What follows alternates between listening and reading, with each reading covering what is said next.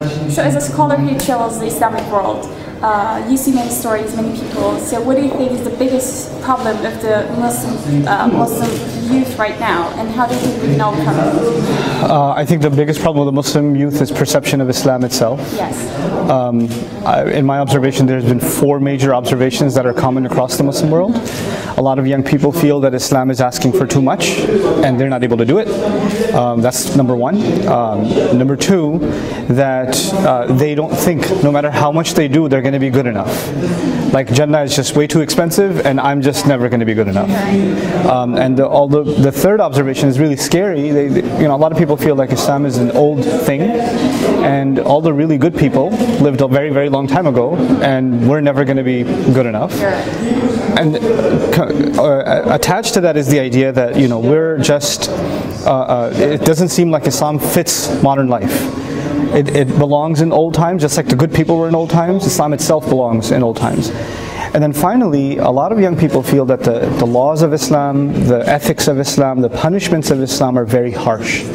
And they don't even meet modern standards of humanity and human ethics and humanism and things like that, right? So these attitudes have become very common.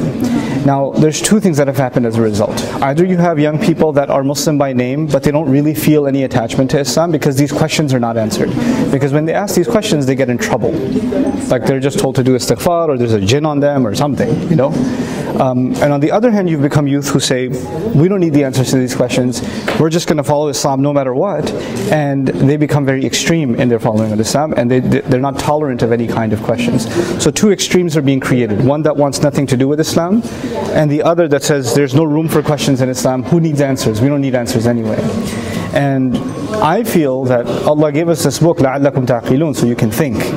So you can engage these questions and address the youth the way they should be addressed. Because this is a brief interview, I'll just share with you just some quick observations in addition.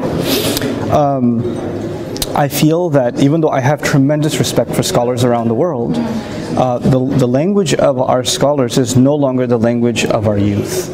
And the reason for that is because they're not engaged in direct conversation. Our scholars belong in a certain circle in society, and youth belong in a certain other circle in society, and these 2 circles don't understand each other, right? And so a lot of times the questions that are being asked after a student learns a little bit about evolution, or learns a little bit of philosophy, or learns a little bit about scientific theory, etc., they start questioning, well, how does this tally with Islam?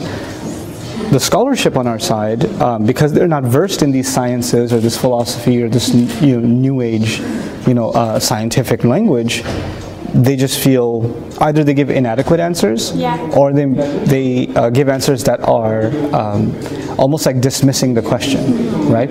And that, in my view, is even a bigger problem than anything else. These questions need to be addressed, and they need to be addressed intelligently.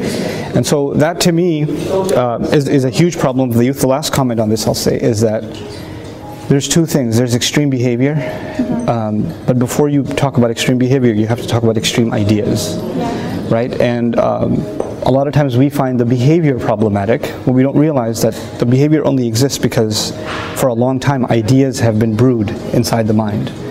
And the real war to me is not the war against extremist behavior, it's actually against extremist ideas and how to counter and really provide an alternative to those ideas, inshallah. So lastly, we have a YouTube channel, and what is your advice to the youth who are watching us right now?